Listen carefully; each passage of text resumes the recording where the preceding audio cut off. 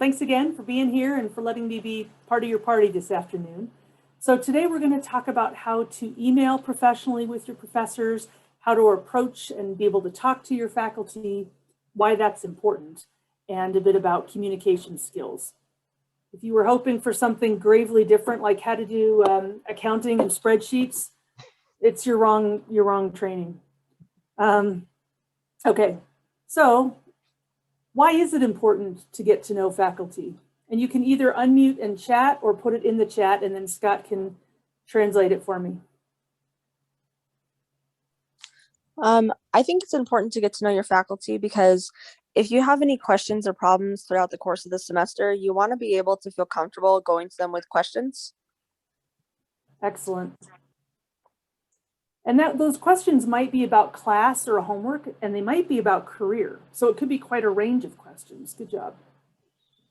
When you get to know your faculty and staff, you also can potentially ask for letters of recommendations for scholarships, internships, even job offers after higher education. Great point. You brought up a couple. It's important to get to know your faculty and staff because I personally also work for TRIO. I'm a peer mentor student or peer mentor tutor, and I oversee like 26 to 27 students. So it's important for me to know like the resources that arise across the campus just so that I can, give those resources to other students. Plus, it's also beneficial for myself to use them as needed, such as like the writing center and things like that. But that's kind of what I have to say. Excellent, thank you. Any others? Just to add to that briefly, you've all mentioned several really good ones, grad school letters of recommendation, that kind of thing. Also, when we are reviewing your applications for scholarships, if we know you from class, it's much easier for us to advocate and say, oh my gosh, this person's amazing. These are the activities that they've been involved with. They come to me for advising and they're really respectful. They're really involved with the community. So we have a face to go with your application, and it helps us to help you. So it is. We also, at least our department, we want to get to know you. We really genuinely care about our students. You are the reason we're here, besides the glory and fame, obviously. But you're our reason for being here. So we want to get to know you as well. So you've identified good reasons for the why. So I'm going to show you some emails, and I'd like you to either give a thumbs up or a thumbs down or a chat or a comment. Is this something that you would be comfortable seeing, that it should be sent to the professor or not? I put that as awkwardly as possible. Here you go. Oh, somebody put a slide in there about things to avoid, run-on sentences, grammar. Don't be too informal. I think it was going to be our peer mentor who doesn't have electricity. Try not to be negative or disagreeing, and be very clear in your message. So would you want to send this to your professor? Heck no. I like it. I've got 1 no, 2 no, 3 no, 4 no, and absolutely not. Okay, and a frowny face, so good. Why not? Well, it's full of wonderful grammatical errors and misspelled words, and also hi period is not really how you want to address a professor. Great. Something like hello, oh great one. More or less kind of not professional. Right. And we've got in the chat, we've got grammar, misspelled words, spelling mistakes, grammar. Perfect, you guys nailed it. And if this is for me, I would also really appreciate a 900 number, your student ID number. So a lot of times students will say, they have a question about class, and then I have to write them back, what is your 900 number? And then they have to write me back, and we've just wasted a few days possibly. So including your 900 number in any request, especially something around scheduling or degree progress report, will really help cut down on time. Okay, yes or no for this one? So let me get rid of this.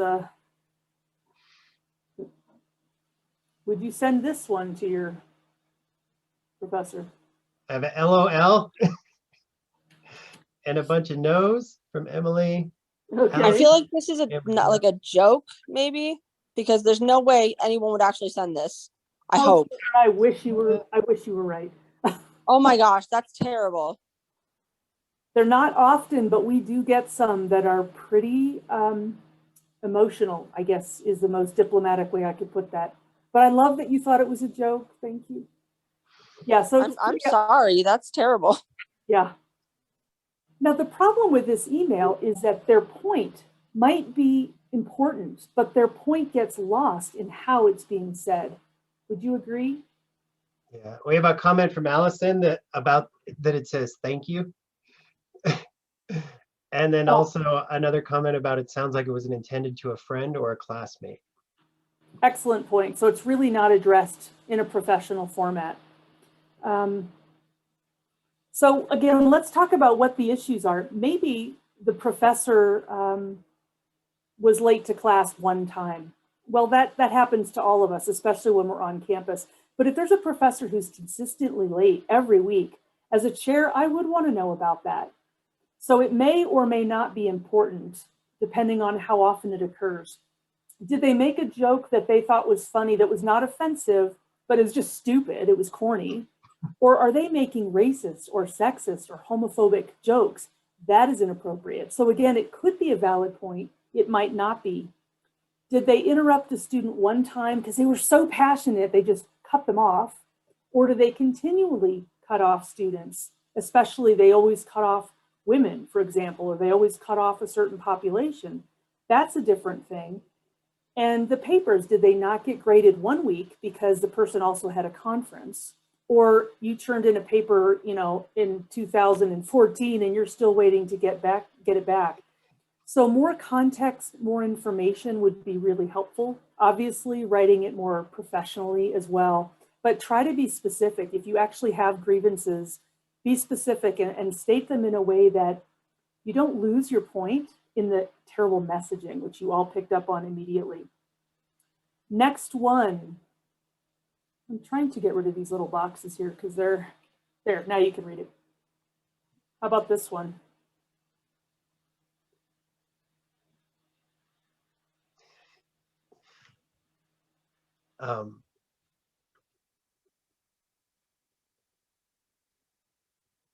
We have a no, too short of notice. It's not addressed very professionally either. Good. Could use some work. So it's better than the last one, but I'm hearing from all of you it could use some improvement. So the short notice, yeah, we need a little more notice for writing letters of recommendation. I've had students come in and talk with me, especially if it's a student I haven't taught in a while and I don't remember their face. And I'm like, oh, that's right. I remember having you in class. You had amazing participation. It helps ring a bell. Sometimes students have thanked me afterward for writing a letter of recommendation. And don't get me wrong, we don't need a parade for doing our jobs, but we're more likely to do them when we know, like anybody, right? You want to be appreciated, especially if it's an above and beyond kind of a thing.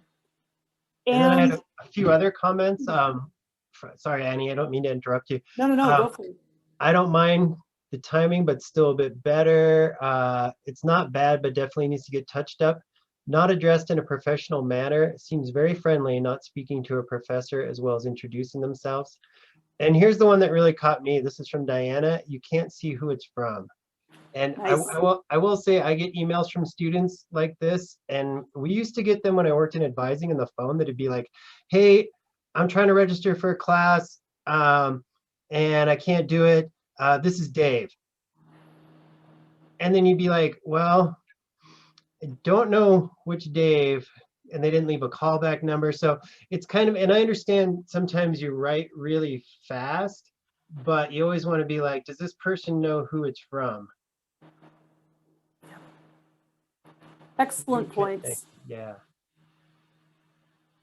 And which class? A lot of us teach 4 and 5 classes each semester. So to say, do I need a book for your class? Just, be more specific. Also, always to think about if you're angry, don't send that email. You can write it, leave it as a draft, have a colleague look at it the next day. but please don't send it when you're angry. You might regret it. Okay, how about this one?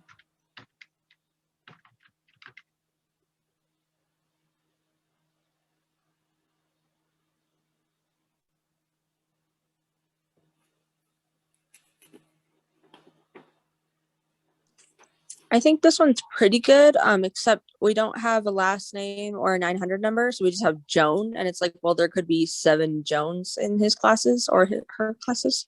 Okay, good. Good. Any other? No?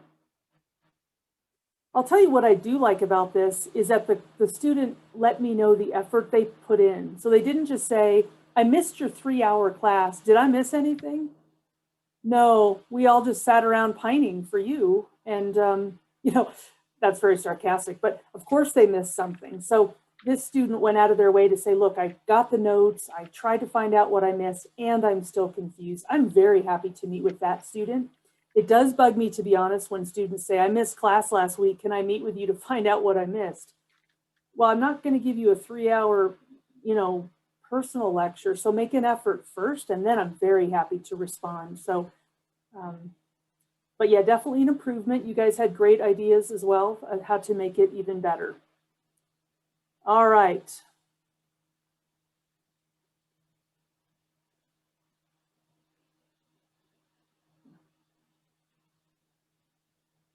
One of our mentors added this slide, I think, last year.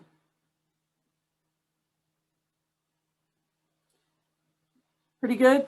Better than the other ones? Okay.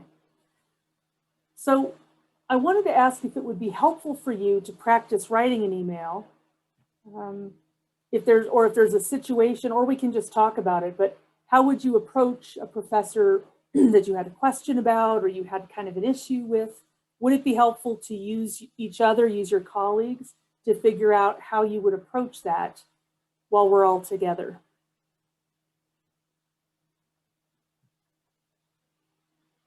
I actually have a really important question about that. So I work with the Access Center. I have pretty severe seizure disorder. And it's always difficult. You know, they'll send out the letter of accommodations, and sometimes I'll get professors who are either confused about exactly what my accommodations are, or they're not able to provide some of those accommodations. And I never know how to respond to that. Like, I never know what to say or do when they're like, no, I can't do that. Mm-hmm. So I had a pretty extensive meeting with the Access Center just a few weeks ago, because it's pretty complicated, isn't it? So Yeah. Nicole, the best suggestion I can give you, and Scott might want to add to this, is to try to have the professor, the Access Center, and you all discussing things via email or even in a meeting. Okay. Because if you're talking just to the professor, they, meaning I think it was Department of Education, has decided that's not terribly appropriate, because there's a power imbalance. So it's hard for you to be able to advocate fully for yourself. Access Center's job is not to advocate for you, to use that word very literally, but their job is to make sure you have equal access. So to communicate amongst the 3 of you, your access person and your professor, is helpful. So when you respond to your professor, make sure you copy your Access Center person to say, I understand I'm not being granted this following accommodation, and then explain your concern or how that's going to affect you getting equal access. Okay. Speaking for our department, there are some things that we're very happy to make accommodations for, and some things we're not. And I'll give you a quick example. I get a lot of times people will ask, Access will ask on behalf of students, can you delay your assignments so that they can turn them in late? And I usually say yes, but there are some assignments I'll say no, because the first assignment feedback will affect the second assignment, which affects the third. They're all connected, and it would actually do harm for the student. Or attendance is an issue for our department. We don't allow students to miss more than 25% of the class, which I personally think is very generous. But that's the advice I would have for you. Does that help at all?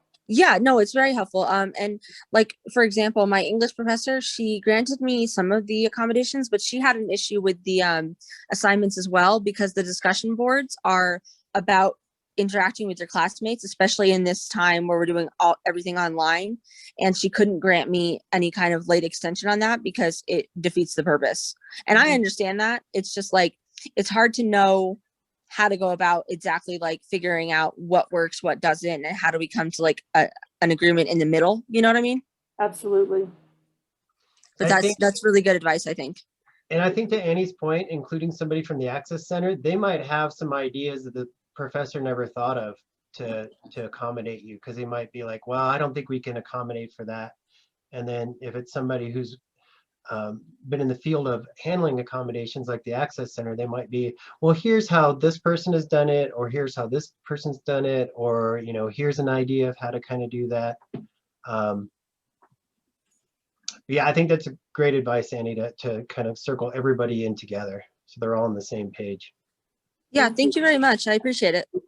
My pleasure. I hope it helps. Any other comments or things you want to craft together? Use this opportunity to figure out how you might approach a professor. And if not, we'll move on, but I want to. So I have one I've heard from a lot of students, not a lot of professors, sorry. Where they say they've emailed the professor and they asked a question and the professor wrote back an answer and they didn't understand it.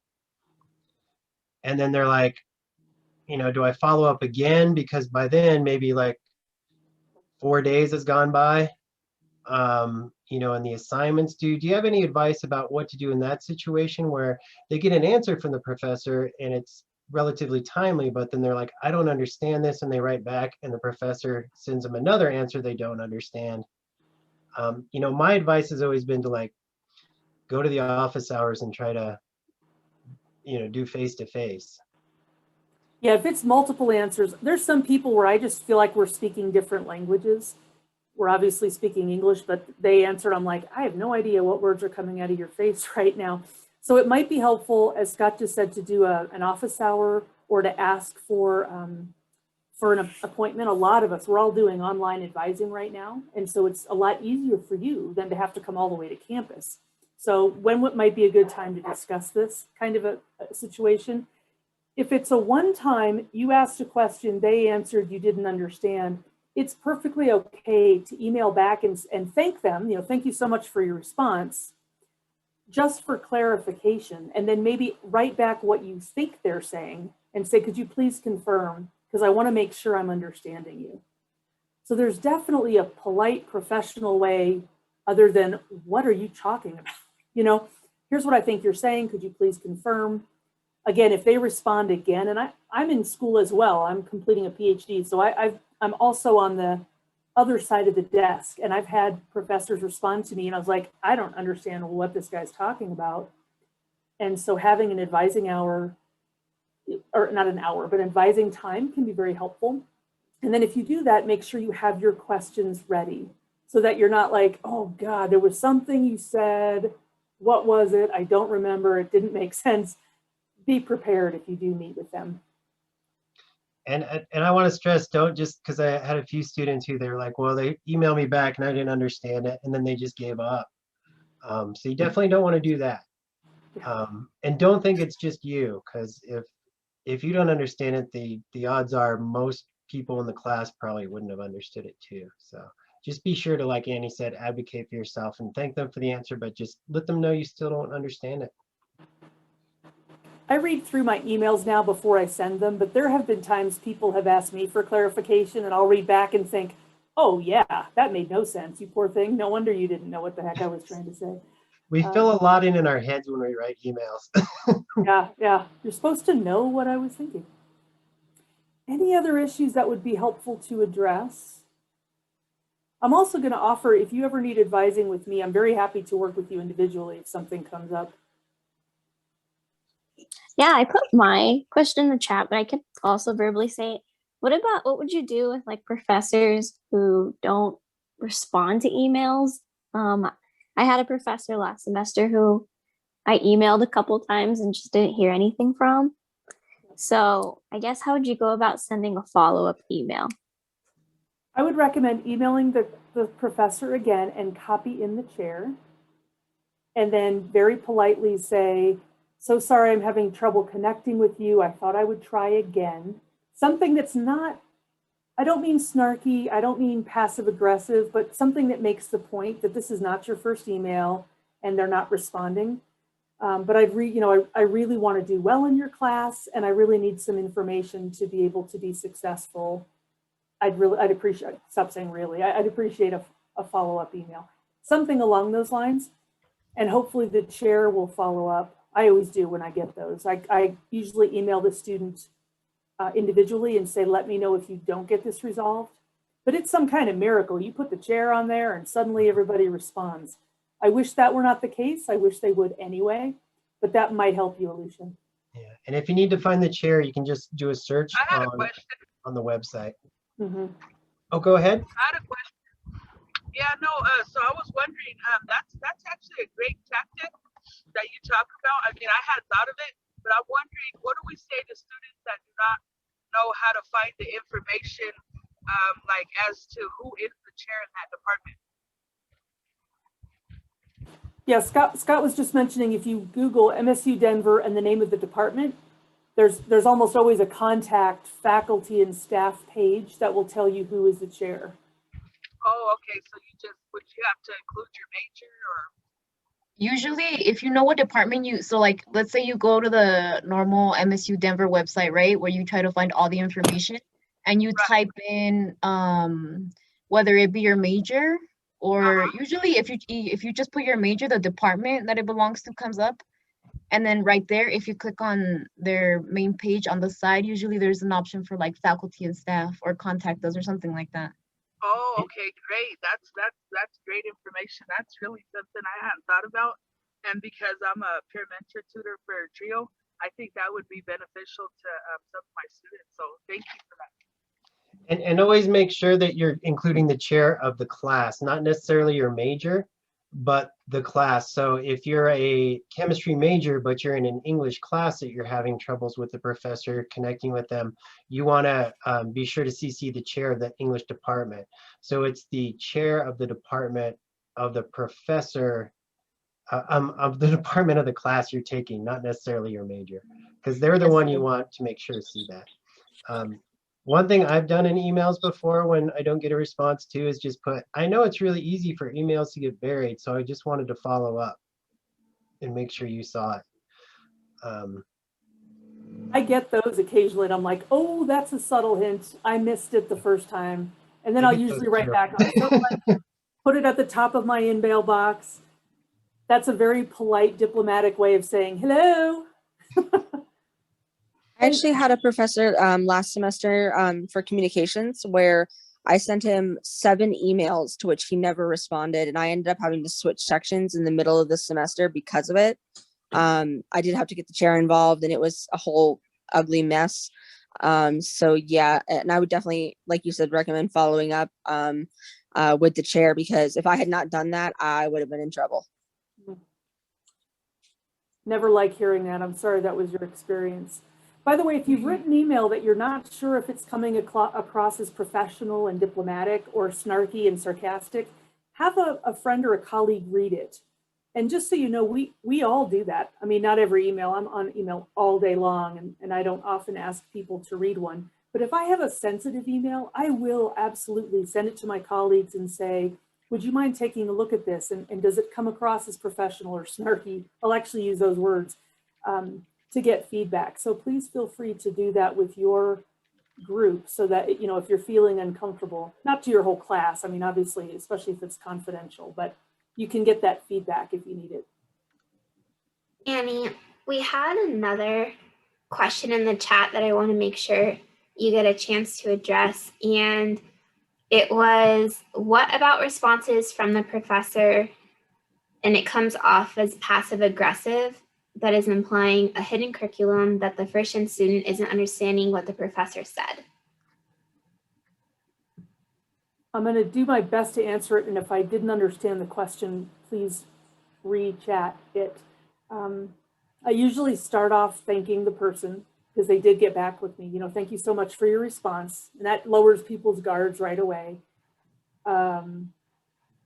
You know, this is terrible, but try to ignore the sarcastic tone. I try to do that with students if they're sarcastic with me, and just get to the meat of it. If they answered your question, just send a thank you. If you still don't understand, again, thank them and ask for clarification. And just know that that's not cool.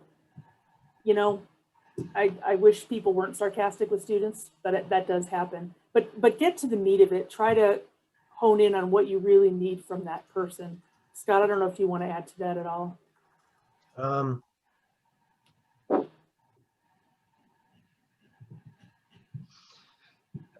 I feel like they're kind of saying that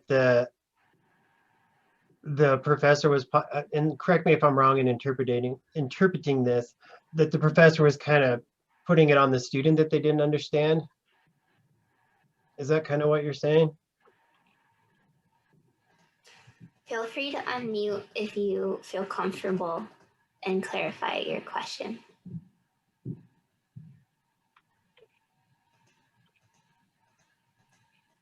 Actually, don't know And if I they're think, still on the call. okay, and I think part of this too might come from, and I have to correct myself on this a lot of the time, is the fact that I call it being institutionalized, where we use lingo that we just assume everybody knows because we work at a college, like, you know, credits even, or SAP appeal, or the worst is like all the acronyms, you know. So SI, I used that with a student today and they're like, what is SI? I'm like, oh, yes, it's supplemental instruction. Well, what is that? So I think that might be part of it, is that the professor might be assuming that you know a lot of terminology or things that you might not know. So, I mean, in that case, I think it's perfectly fine to write back and correct me if I'm wrong, Annie, and just ask, well, I don't understand what that is. Yeah. I mean, I've had people who work on campus who have been very adamant about don't use acronyms because I don't know what half of them are. And there also was a sheet, I don't know if it's around anymore, that somebody put together of all the acronyms that are used on campus at MSU Denver, and I think it was like 6 pages. Yeah. But don't be afraid to be, I mean, nobody wants to look like they don't know what they're doing, but don't be afraid to ask, what do you mean by that? I don't quite understand that. I do that now, just so you all know. And the older I get, I think the more I don't care. If I don't sound like, I mean, it's getting easier for me to even ask, if that makes sense. I was in a Yes. meeting the other day, someone used an acronym. I found that as I got older too. I don't care. Bring it on, man.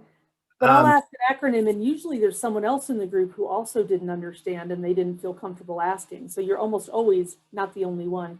Sometimes our tone might come across incorrectly in an email too. Have you ever read an email you sent and thought, ooh, that came across this way and that's not how I meant it? So maybe give some grace if that's a potential issue as well. And my last comment about that is, a lot of times the information that we want you to know is in the syllabus. And so we'll get a lot of questions that could be answered if you read that beautiful document. Not always the case, and you might have searched the syllabus for the answer, but just something to keep in mind, because I'll get so many times in this semester, how many pages is that paper, and when is the quiz, and how is the format in the syllabus, in the syllabus, in the syllabus. So make sure you check before you ask. But still no excuse for anyone to treat you with blatant sarcasm if you're not understanding. I'm going to move on unless there are any others. Great participation. I love your questions and comments and suggestions. Couple of faculty pet peeves, just something to think about. Obviously being rude, right? We don't get many of those, but we remember them. So please don't be rude. Asking for help right before an assignment is due.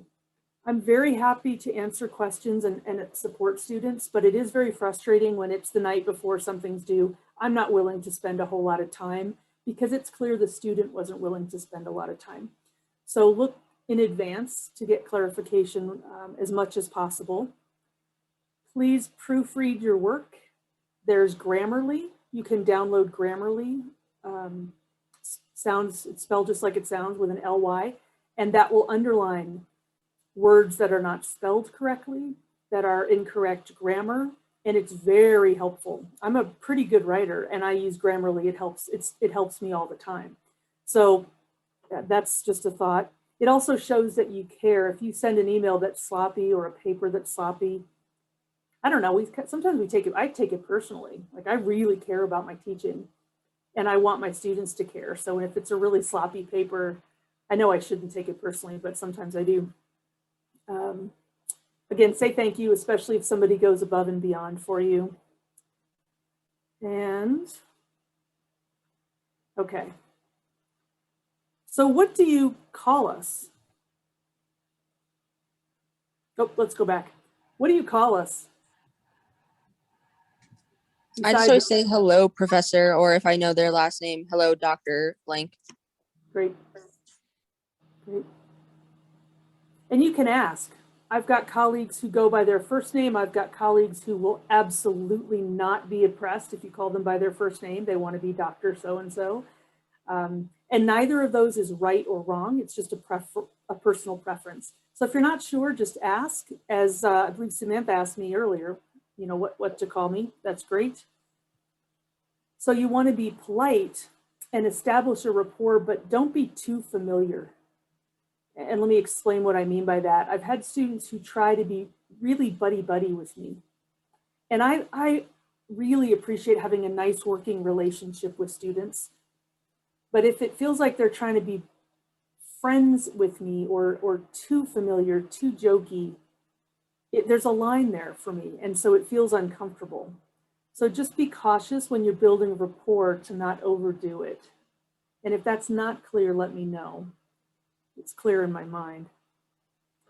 Can you elaborate on that a little bit? Like when you say, you know, buddy and things of that sort, like, can you give us an example? Because I feel like, you know, some professors that I've, you know, communicated with, they're willing to like go the extra mile, some of them.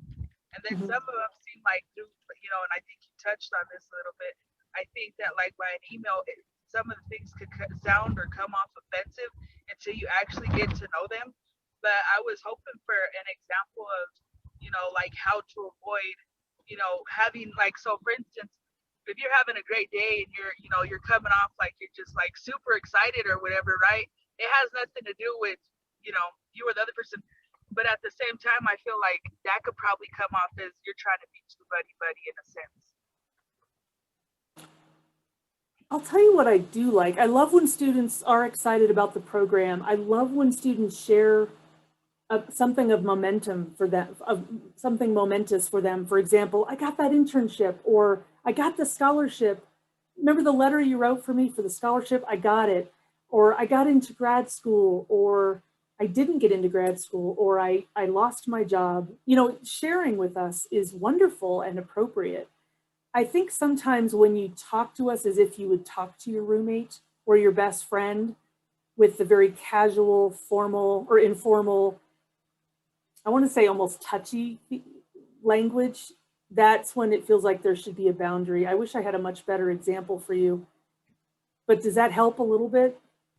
Yeah, that does. I mean, you know, it's just like you said, you know, there's, I think, and also, it was mentioned earlier about having, you know, like the lingo, you know, and how you talk to, you know, how professors sometimes come across, faculty, staff, and then of course, you know, students, stuff like that, that there's, you know, sometimes there can be a lingo that, you know, may not be expressed in the proper way or whatever. Like you said, you know, it kind of feels uncomfortable when they're not being, you know, when they're not talking to you, and like, you know, where they get too comfortable, right? Where they're talking to you like if you were a roommate and stuff like that. So I think that makes sense. I just, you know, there's a lot of professors that, you know, they seem to like, you know, socialize a lot more better, but I think like you said, there's a line, and I think that was a great example that you gave us. So I appreciate you sharing that. Oh, my pleasure. It also sounds like you're really good at reading your professors. For example, I can joke around with this person and I cannot joke with that person. That's a good skill to have. For example, I love using humor in the classroom. I think I'm hilarious. We're always joking. I don't know if my students are joking with me or at me, but I don't care as long as we're laughing, because my feeling is if you're laughing, you're learning. I've got other colleagues who feel very strongly that if you allow laughter in the classroom, you've basically lost control of your classroom. And so you want to know that, right? So if I stand up there and I'm like, that was a joke, people laugh, then you know, okay, we can make a few jokes, not too many, don't overdo it, but you're going to maybe handle that situation a little bit differently. And it sounds like you're pretty adept at kind of figuring that out. You don't have to mind read and get to know, like do evaluations on all of us or anything. I don't want to make this too complicated, but I'm going to move on unless there's something else in the chat. There are Okay. a few questions, or actually the last one was a comment, sorry. One question is, what if you don't know what to call your professor, but they've been your professor for 2 semesters now, but you're too embarrassed to ask what to call them now because it's been so long? You could do remind me again if you prefer Dr. Brown or Susan or whatever their name is. You could do that. Remind me again, please. There's also a comment that says there's no harm in asking. Also check the syllabus to see what they introduce themselves as. And I have noticed a few professors who have actually put that on their syllabus. You can call me. That's a good idea to put it in the syllabus, I mean. Yeah.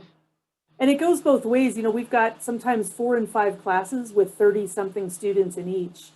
And I'm embarrassed at the end of the semester when there are some students I still can't remember their names.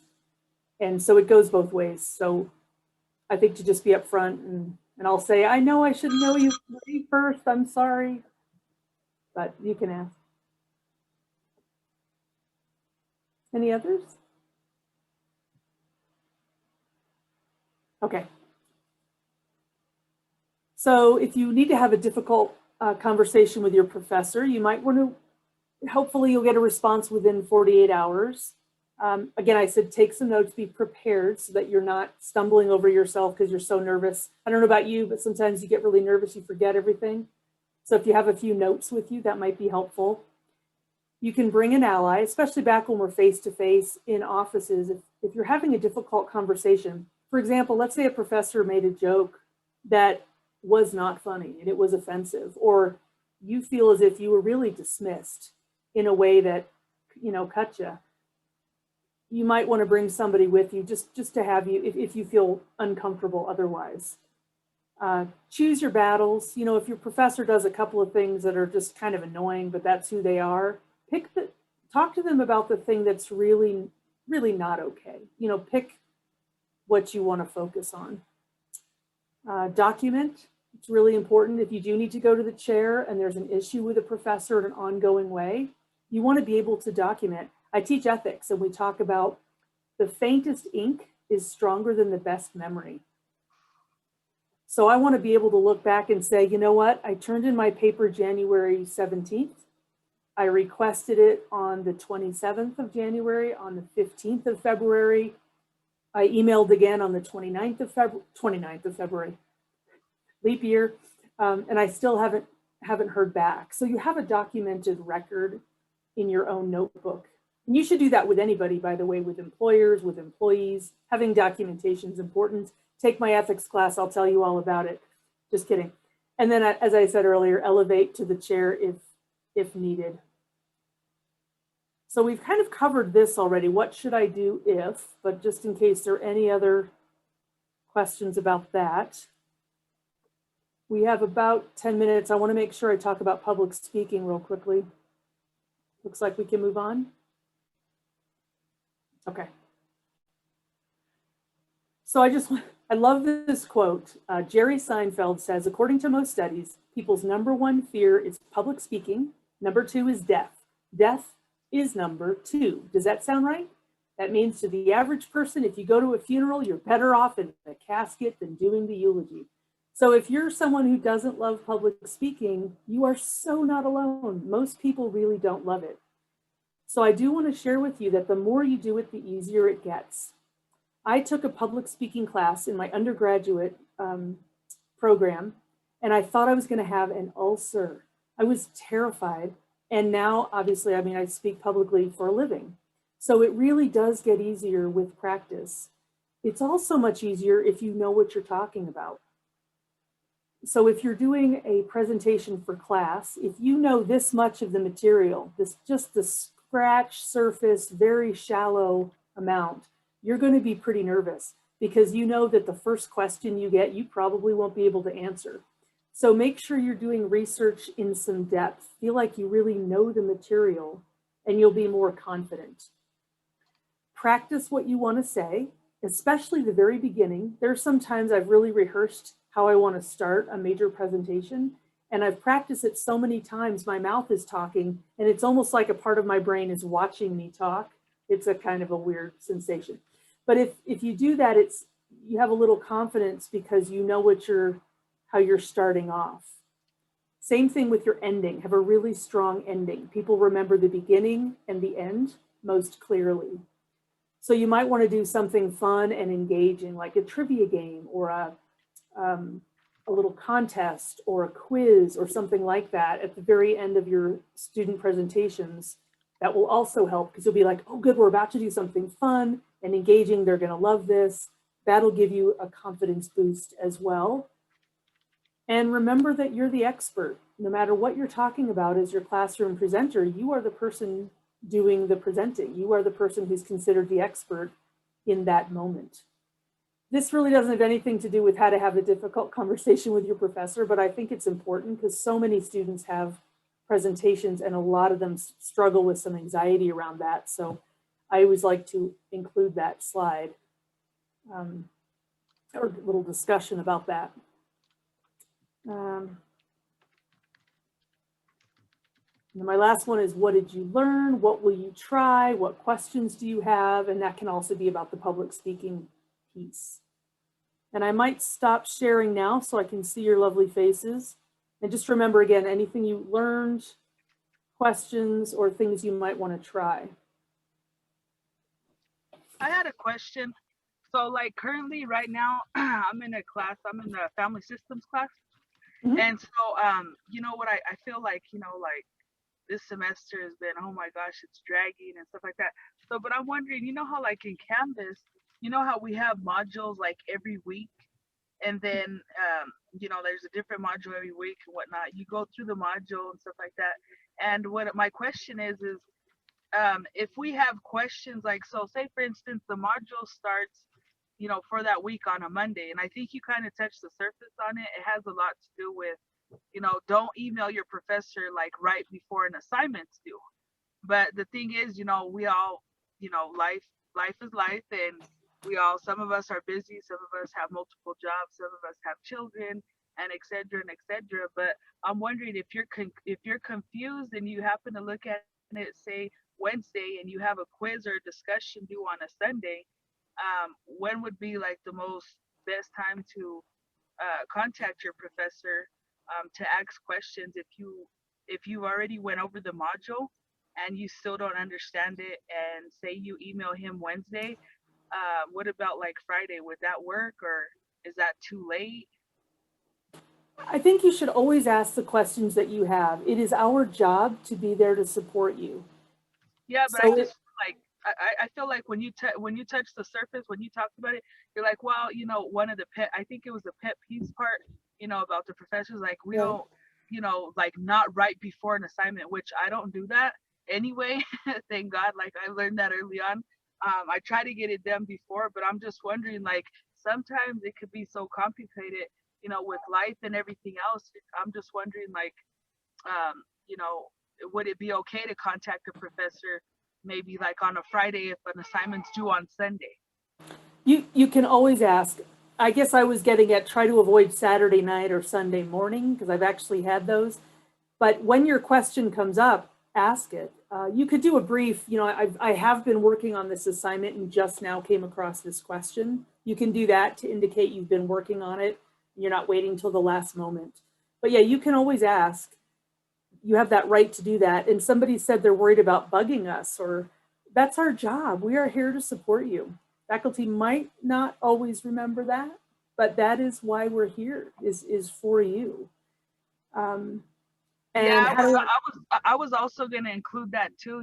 With in the chat, I don't know who wrote that, but I was actually going to ask you that as well. Is that like sometimes I feel like I'm constantly like bugging, but then what you said just reassured me, like, you're not. That's what we're here for, But sometimes it could come off like some sort of sarcasm on the professor's end, or maybe just the way it comes off. I don't know.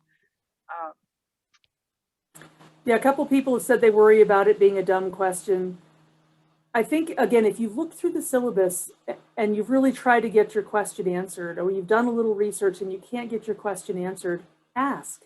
You can say, I've looked through the syllabus and I'm unable to find it, just so that the person knows you made that effort.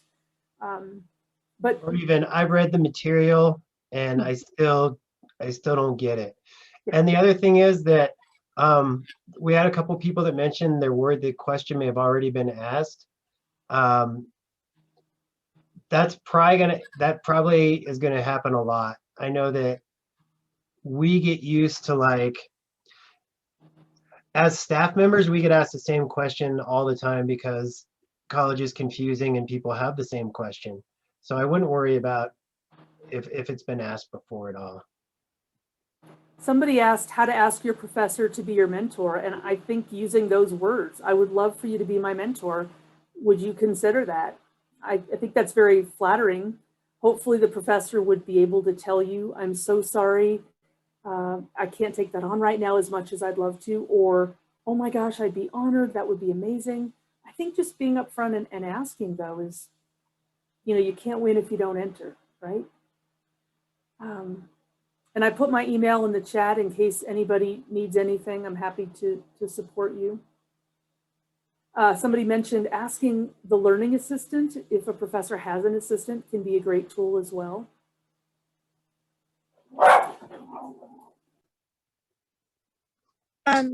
So I was just wondering, like, as far as when you're, especially with the modules in Canvas, I have a couple of professors who don't post the module or the assignment until like 3 days before it's due.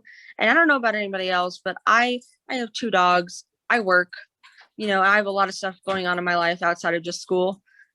School's very important to me, but I do have other things going on. And to have something posted 3 days before it's due is really difficult. How do you suggest going about that? I would be direct and polite. Is there any chance you could please open the modules earlier?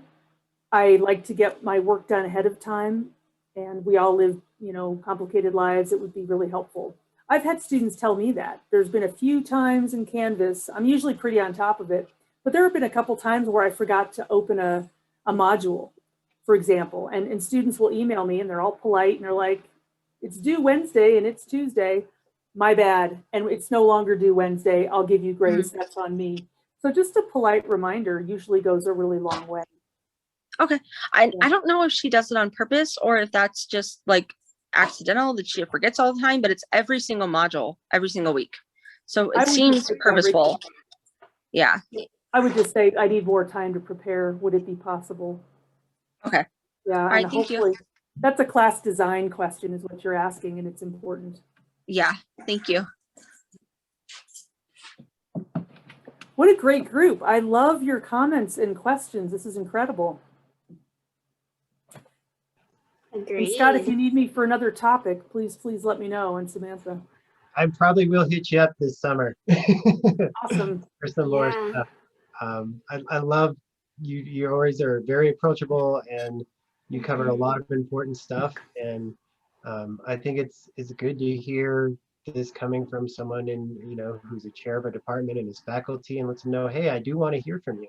And I always tell students that if nobody tells the chair what's going on, nobody knows. So, if you feel like something isn't going right, always try to work with a professor because maybe they don't realize they're doing it, but don't be afraid to advocate for yourself and let the chair know, because if you feel that way, other students probably do. I had a situation where a student was being bullied by her professor, and I'm like, I don't think you're the only one in the class that feels that way, and the chair needs to know. Anyway, not to be a downer. And use your ratings of instruction, those things at the end of the semester. Don't wait till the end if something's terrible. Make sure your chair knows, but use those because that is your voice. And thank you for Mhm. letting me be a part of your afternoon and for letting my dogs join in frequently. So they're both right here, like, get up. No, you're good. This was awesome. Thank you Okay. so much, Annie, and thank you everyone for joining us today. If you would like to put a comment in the chat just saying thank you to Annie, or you can touch the reactions button and there's an option to clap, and you can also do a little party sign, whatever you want, or a thumbs up. You just hit PayPal the for little cash. smiley face. Yeah, definitely.